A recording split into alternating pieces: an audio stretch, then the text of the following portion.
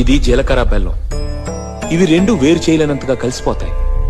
పెళ్లి తర్వాత భార్యాభర్తలు కూడా జీవితాంతం అలా కలిసి ఉండాలని ఇవి తలపై పెట్టిస్తాయి.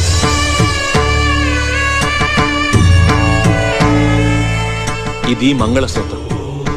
మంగళం అంటే పవిత్రత, సూత్రం అంటే తాడు.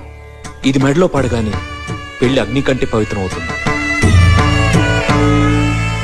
పుట్టింటికెళ్తే అత్తారింటిని, అత్తారింటికెళ్తే పుట్టింటిని మర్చిపోకూడదనే 2 బొట్లున్న తాళిని మెడలో కట్టిస్తాం. తలంబ్రాలంటే తలపై నుండి రాలిపడేవి. ఆ ఇంట్లో సిరి సంపదలు కూడా అలా వచ్చి పడాలనే తలంబ్రాలు పోయిస్తాం. 7 అడుగుల్లో ప్రతి అడుగుకి ఒక అర్థం ఉంది.